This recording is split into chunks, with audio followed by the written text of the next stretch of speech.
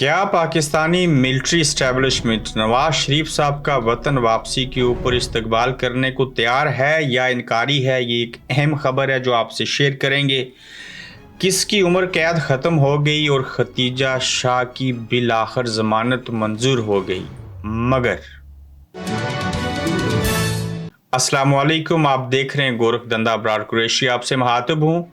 पहला जो नुक्ता है जिसके ऊपर बात करनी है कि क्या पाकिस्तान की मिलिट्री इस्टेब्लिशमेंट नवाज शरीफ साहब का इस्तकबाल करने को तैयार है या इनकारी है। ये बड़ा अहम मौजू है। इसके ऊपर जो है मैं अपना तज्जिया पेश करना चाहता हूँ और कुछ माजी की चीज़ों को भी आपके सामने रखना चाहता हूँ। आपने ये सुना तो होगा कि पाकिस्तान के अंदर कोई भी एक हुकूमत, कोई भी एक वज़ीर आज़म नहीं है ऐसा जो बगैर इस्टेब्लिशमेंट की मर्जी, मंशा और मेहनत के इक़्तिदार में आया हो।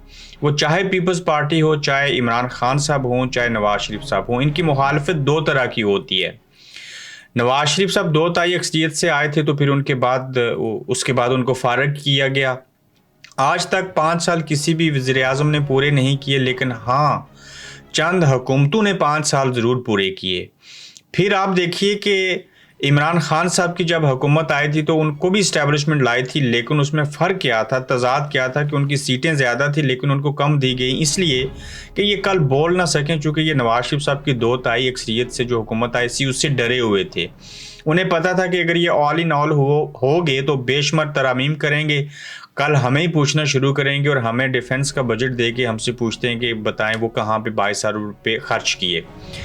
फिर अगर इस्टेब्लिशमेंट इतनी पावर है पाकिस्तान की और सब लोग जानते भी हैं, इस बात को मानते भी हैं, तो फिर नवाज शरीफ साहब को इक़्तिदार में लाना हो और हटाना हो और फिर इमरान को लाना और हटाना हो, तो ये सारे काम इस्टेब्लिशमेंट की मर्ज़ी के बगैर नहीं हो सकते। और इस सिलसिले में तारीख़ में पहली बार ख्वाजा आसिफ हों, एहसन इकबाल हों या अयाज सादिक हों, सब ने कहा जी कि जब तक इस्टेब्लिशमेंट हमारा साथ नहीं देगी हम इमरान खान की हुकूमत को ख़त्म नहीं कर सकते। फिर एक दूसरा किस्सा है साइफर वाला और बैरूनी मुदाखलत और साजिश और सारी कहानियाँ, लेकिन with in the Pakistan military establishment की मदद से ही हुकूमतें बनती और गिरती हैं।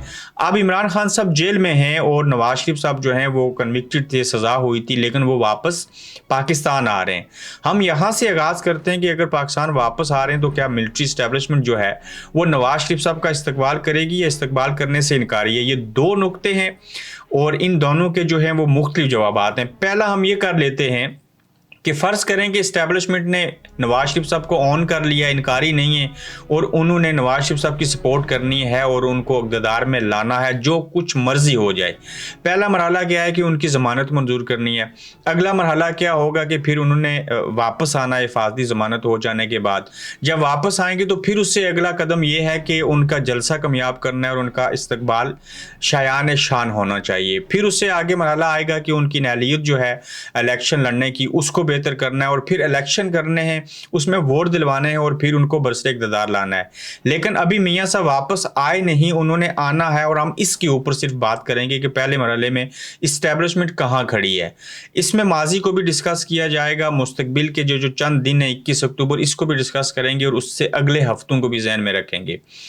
माजी के अंदर इस्टेब्लिशमेंट अगर चाहे तो किसी को इक़्तिदार में ला भी सकती है, इक़्तिदार से बाहर भी निकाल सकती है। जिसके साथ अवाम नहीं है उनके साथ अवाम को भी ला सकती है। क्यों? उनके पास अपनी फ़ौज जो है वो 6 लाख की फ़ौज है, वो भी बंदे उनके पास लाखों मौजूद हैं। इमरान खान साहब के 3 जलसों के बारे में मैं आपको बता सकता हूँ कि उसके अंदर 15,000, 25,000 और 30 से 35,000 लोग पाक फौज के अंदर से नौजवान जो थे वो पीटीआई के झंडे खुद खरीद के, टोपियां खुद खरीद के, सारी चीज़ें करके सिविल कपड़े पहन के जाते रहे। ये मैं आपको बता रहा हूँ इमरान खान साहब के जलसों को भी कामयाब करने के लिए। आज अगर नवाज शरीफ साहब को इस्टेब्लिशमेंट कामयाब बनाना चाहती है तो उनके इस्तकबाल के लिए अगर अवाम नहीं आ रहे, उनके बैनर्स फाड़ रहे हैं, उनसे नफरत कर रहे हैं, जन्नत तक को दाव पे लगा दिया नवाज शरीफ साहब को कामयाब बनाने के लिए, लेकिन नाकाम हो चुके हैं। लेकिन ये फौज जो है ये अपने बंदों को बेच के नवाज शरीफ साहब को कामयाब करवा सकती है। ये अपने 25-30 हज़ार लोगों को नून लीग की टोपियां, झंडे, बैनर्स पकड़वा के उनको सक्सेसफुल कर सकती है। इसका मतलब ये हुआ कि इस्टेब्लिशमेंट जो चाहे स्याह और सफ़ेद पाकिस्तान में कर सकती है। किसी को हीरो बनाना है तो बना सकते हैं, किसी को ज़ीरो बनाना है तो बना सकते हैं। आपने देख लिया नवाज शरीफ साहब को आज गली कूचू में और जरदारी साहब को मिस्टर 10% और इनको लोग चोर कहते हैं। ये इस्टेब्लिशमेंट ने किया, कुछ इनके अपने करतूत थे, कतरी खात और बाकी मामलात। अब सवाल ये उठता है कि अगर इस्टेब्लिशमेंट इतना सारा कुछ कर सकती है और माजी में करती रही है, तो क्या नवाज शरीफ साहब को इस्टेब्लिशमेंट सपोर्ट करने को तैयार है, उनका इस्तकबाल करने को तैयार है, या कि इनकारी है? पहले तो आपने सुन लिया कि अगर चाहे तो अपने 30-35 हज़ार लोगों को इस्तकबाल के लिए भेज सकती है, लाहौर के जलसे में भेज सकती है, और 30 हज़ार लोगों का मतलब सीधा सीधा ये है 3 लाख लोग। आम पब्लिक को 3 लाख लोग नजर आते हैं। ये सिर्फ 3 तरह के लोग, एक सहाफ़ी समझता है, दूसरा इंटेलिजेंस समझती है, और तीसरा मीडिया के चैनल्स जो होते हैं वो समझते हैं कि एक्चुअली लोग कितने हैं। लेकिन आम पब्लिक के लिए 10,000 बंदा 1 लाख के बराबर होता है। लेकिन सवाल ये भी है कि इस्टेब्लिशमेंट आखिर नवाज शरीफ साहब को क्यों सपोर्ट करेगी? जहां तक बात है सिर्फ नवाज शरीफ, इस नाम के ऊपर अब तक इस्टेब्लिशमेंट जो है वो फिक्र में है, खतरे में है, शशोपंज में है कि इनको सपोर्ट करनी है या नहीं करनी। लेकिन शहबाज शरीफ साहब के जरिए ही आर्मी चीफ की तैनाती, उनको लगाना, सारी चीज़ें करनी, डील वहां तक हो रही थी। और अब लिख के दे दिया है कि नवाज शरीफ साहब जो हैं वो फौज के खिलाफ और बाजवा और फैज़ हमीद के बारे में नहीं बोलेंगे। उसके बावजूद क्या फौज नवाज शरीफ साहब पे ट्रस्ट करती है? नहीं करती, लिख देने के बावजूद भी। अब अगर हो वापस आएंगे नवाज शरीफ साहब, तो इसमें होगा क्या? इसमें ये अमल होगा कि उन्होंने ये कहा है कि भाई लोग, हम आपकी उस तरह से तो सपोर्ट खुल के नहीं करेंगे, वैसे तो खुल के कर रहे हैं सारा कुछ, लेकिन इस वक्त नहीं करेंगे। उसकी वजह, आप खुद से मेहनत करें, खुद से काम करें और साबित करके दिखाएं कि आपके साथ अवाम हैं और सारा कुछ आप कर सकते हैं। अब ये फौज को पता है कि जो काम हम नून लीग को दे रहे हैं ये वो कर नहीं सकते जब तक हमारी सपोर्ट ना हो। तो जब ऐसा अमल होगा तो ऐसी सूरत हाल में नून लीग तो नाकाम हो जाएगी, क्योंकि इस्टेब्लिशमेंट ने उनको एक इम्तिहान में डाला है, पेपर दे दिए, सवाल दे दिए, कहा है जवाब लिखो, फिर रिजल्ट आएगा और आपको पास होना है और पूरे 100 में से 100 नंबर लेने होंगे।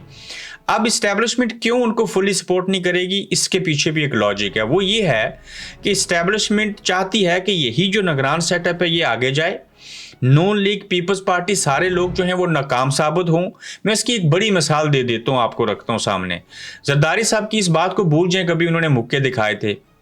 आप इस बात को भी छोड़ दें कि जनरल बाजवा और फैज़ हमीद का बतौर ISI के चीफ और आर्मी चीफ होते हुए उनका नाम लिया था नवाज शरीफ साहब ने। आप ये भी भूल जाएं कि किसी दौर में नून लीग ने वोट को इज्जत देने का नारा लगाया था। ये ज़रूर याद रखें कि इस सारे अमल में हाल ही में चंद हफ्ते पहले जो बिलावल भुट्टो थे, उन्होंने किस तरह के बयान दिए, जरदारी साहब और तरह के बयानात देते रहे, और उसके बाद एक ऑपरेशन शुरू हुआ था कच्चे के इलाके में, डाकुओं को मारना था और सिंध से रोजाना जो 10 करोड़ की करप्शन होती है उसको खत्म करना था, और सिंध के अंदर टैंकर माफिया का खात्मा चाहते थे और सारी चीजें करनी थी। अब जब चंद दिन ऑपरेशन हुआ, आर्मी चीफ साहब का वो मंसूबा था, तो फिर आज तक पिछले 2 हफ्तों में एक स्टेटमेंट मुझे बता दें बिलावल साहब की उनको सांप सूंघ गया। अब ऑपरेशन रुक गया चूंकि उनको शट अप कॉल मिली थी बिलावल साहब को, तो वो शट अप हो गए। अब ऑपरेशन रुक गया है, वो उनको शट अप कॉल जो दी गई थी वो पीछे हट गई, और उनको पता चल गया कि ये जो रही सही कसर सिंध में है, हम उससे भी जाएंगे। जो नेशनल हुकूमत मांग रहे हैं, जो मुखालफत कर रहे हैं उनकी पॉलिसीज की, तो कहीं ये ना हो कि सिंध भी हाथ से चला जाए। तो ये इस्टेब्लिशमेंट इस तरह से काम करती है। और अब नवाज शरीफ साहब को भी उन्होंने कह दिया है कि आप अपना आप दिखाओ, सारी चीजें करो। ओवरऑल पीपल्स पार्टी को शट अप कॉल है, PTI के ऊपर पाबंदियां हैं, इमरान खान जेल में है, नवाज शरीफ साहब ने वापस आना है, अपना आप साबित करना है, ऊपर से बैनर्स पट रहे हैं, जन्नत के टिकट भी प्रोवाइड किए जा रहे हैं। ताहम इस्टेब्लिशमेंट ये चाहती है कि हम इसी निगरान सेटअप को आगे लेके जाएं। ये पीपल्स पार्टी, नून लीग, PTI कोई ना हो, अगर हों भी तो इनको इत्तेहादी बनाया जाए और एक ऐसा सेटअप लाया जाए, अगर लाना भी हुआ तो, जिसमें किसी के पास भी अक्सरियत ना हो। तो देखना ये होगा कि इस सारे अमल के दौरान किसी एक सियासतदान को भी कामयाबी हासिल होती हुई दिखाई नहीं दे रही, कोई एक सियासी जमात हुकूमत बनाती हुई दिखाई नहीं दे रही। तो इस्टेब्लिशमेंट ने इस वक्त तमाम जमातों को ब्लैकमेल करके, उनके ऊपर कंट्रोल करके अपना जो वजन था वो रखा है और अपना वजन बढ़ा लिया, और ताकत का सरचश्मा अवाम के बजाय जो इस्टेब्लिशमेंट थी उसने सबके साथ शतरंज की चालें चली हैं। तो देखना ये होगा कि नवाज शरीफ साहब की वापसी के ऊपर अगर तो इस्तकबाल करना हुआ, तो मैंने आपको पूरा किस्सा सुना दिया वो कैसे कामयाब करते हैं। अगर उन्होंने उनके साथ कुछ ना करना हुआ तो वो भी आपको समझ आ जाएगी। लेकिन ये बड़ा दिलचस्प खेल है।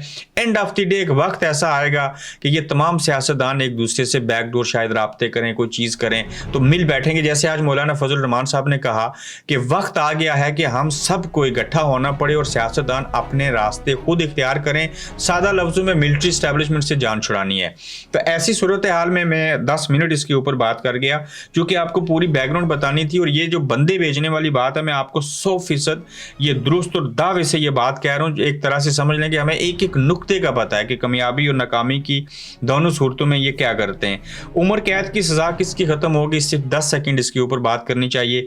झूठा केस था, उस झूठे केस के अंदर हनीफ अब्बासी साहब की ज़मानत हो गई है।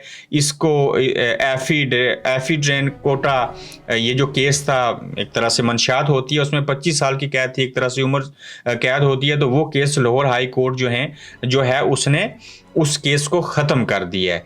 अब अगली खबर है, खतीजा शाह की ज़मानत मंजूर होगी या मगर। इस मगर का जवाब यह है कि सनम जावेद की भी तो ज़मानत हुई थी, अब खतीजा शाह की हुई है। तो सवाल ये उठता है कि क्या इनकी ज़मानत होने के बाद इनको रिहाई मिलेगी या नहीं मिलेगी। ज़मानतें तो सबकी हो जाती हैं, तो ये एक सवाल है जो लोगों को उसका जवाब जल्दी मिल जाएगा। तो देखते हैं आगे क्या होता है। लेकिन नवाज शरीफ साहब की वापसी के बाद नए नए खेल शुरू होंगे, नई नई चीज़ें सामने आएंगी, कौम को बड़े बड़े मजाक देखने और सुनने को मिलेंगे। और देखते हैं कि इस्टेब्लिशमेंट कहाँ खड़ी और किस हद तक जाके नवाज शरीफ साहब की जो है वो सपोर्ट करती है। अपना ख्याल रखिएगा। यूट्यूब चैनल को गुजारिश है उससे ज़रूर सब्सक्राइब करें। मुस्तकिल करीब में आपको वहाँ पर वीडियो ज़्यादा देखने को मिलेंगी। और फिर मिलते हैं इंशाल्लाह आपसे। आप देख रहे हैं गोरखधंधा अब्रार कुरैशी के साथ।